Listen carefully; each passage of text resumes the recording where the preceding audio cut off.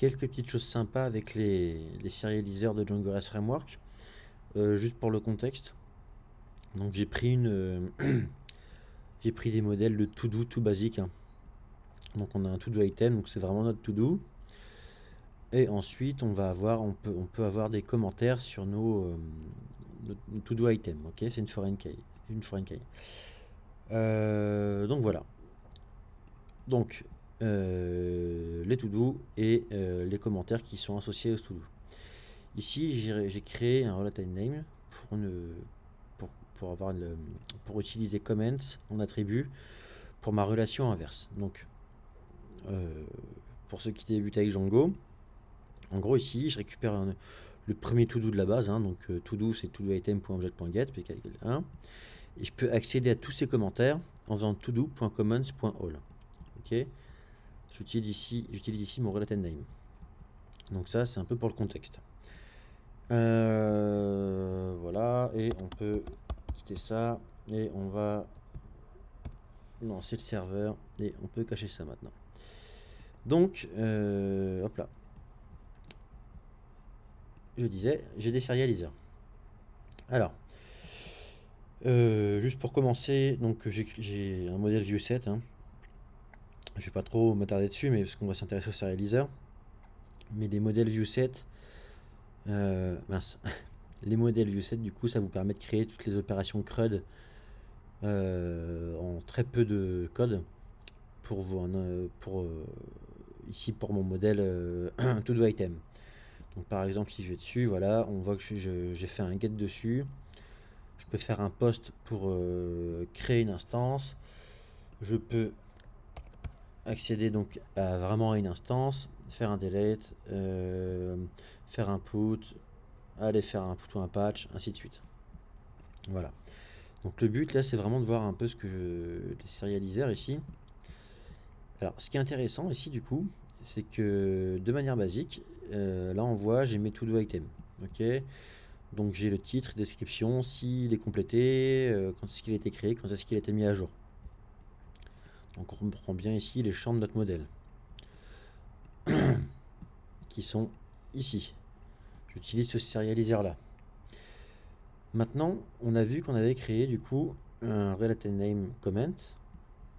Donc, je peux aller ici, hop là, comments,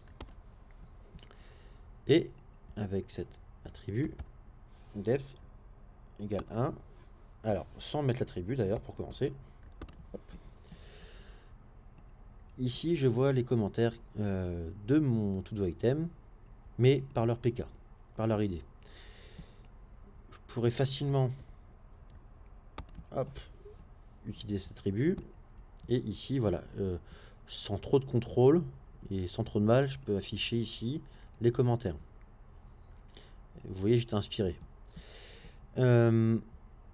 Donc là, pour avoir plus de contrôle, ce qu'on peut faire, donc c'est donc pour mes commentaires, j'ai créé un autre modèle, un autre serialiseur ici, et je peux aller donc avec mon attribut comments ici, ok. Je vais définir mon attribut ici et aller utiliser ce serialiseur. Donc j'ai bien comment et created at. Et voilà, comment created at. Et comme ça, je peux contrôler en fait ce que je vais afficher. Pensez ici, vu que je retourne plusieurs instances, pensez, il faut passer many égale faux.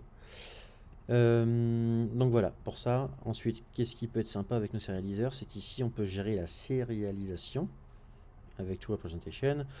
Bon là c'est un exemple bidon, mais par exemple si mon to-do il est marqué comme complété, ici mon champ est marqué comme complété,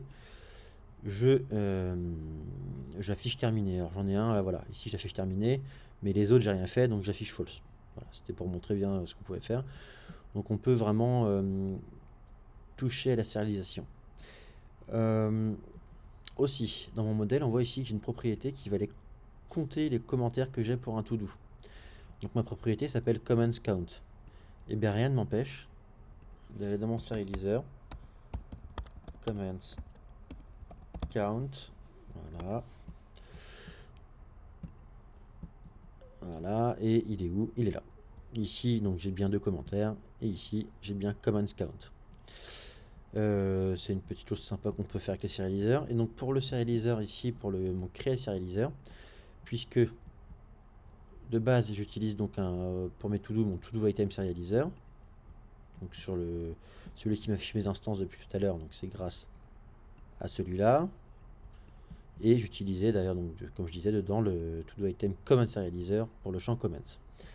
Quand je suis vraiment dans une poste, je vais utiliser le to-do item create serializer qui est ici. Et donc là, j'ai pris quelques petits exemples.